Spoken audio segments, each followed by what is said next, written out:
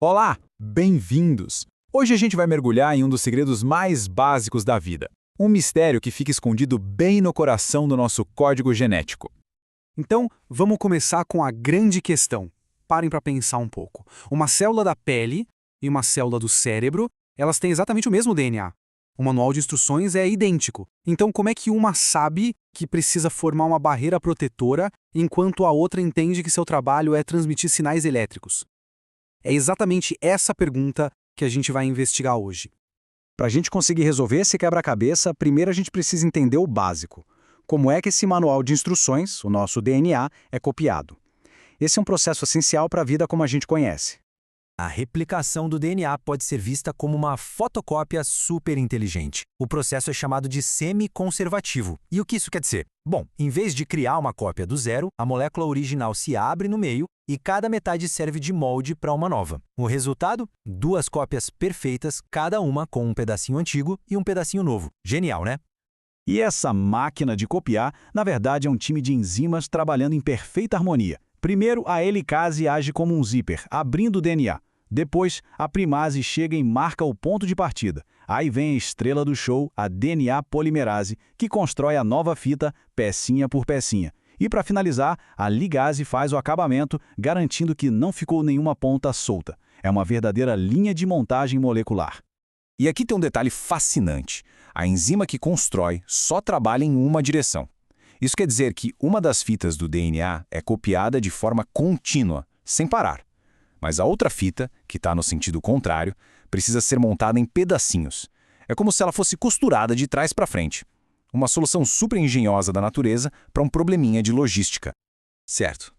Então, se o processo de cópia é tão preciso, a nossa pergunta inicial continua no ar. A resposta não está só no código em si, mas em uma outra camada de controle. Uma camada que fica por cima de tudo isso.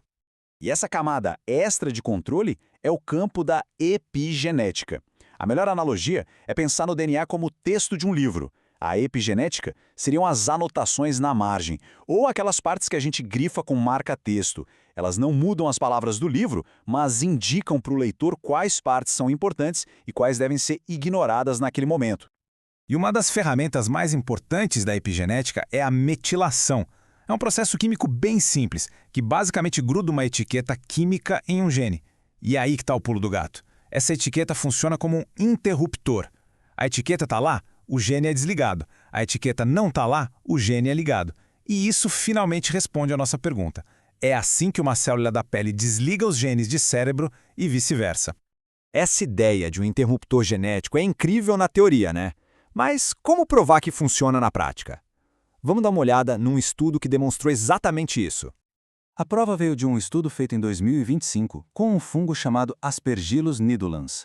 Os cientistas usaram esse organismo bem simples para testar o impacto direto de ligar e desligar esses interruptores genéticos. O experimento foi brilhante de tão simples. Eles cultivaram o fungo em duas situações diferentes. Na primeira, tudo normal. Na segunda, eles adicionaram uma substância que impede a metilação de acontecer. Ou seja, eles basicamente quebraram os interruptores, forçando genes que deveriam estar desligados a ficarem ligados. E os resultados?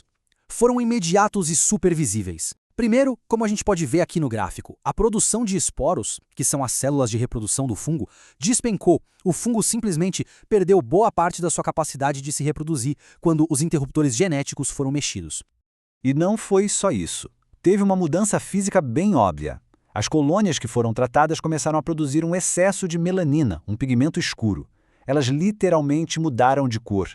Isso mostra, de um jeito muito claro, que essa mudança epigenética teve um efeito físico palpável no organismo. Tá, então o que os cientistas concluíram com tudo isso? Vamos conectar esses resultados com o nosso conceito principal do interruptor genético. O estudo provou, sem deixar dúvida, que a metilação funciona como um controle mestre para o desenvolvimento do fungo. Ela determina a aparência do fungo, controlando a produção de cor, e também como ele se reproduz, controlando a criação de esporos. Resumindo, esses interruptores epigenéticos são essenciais.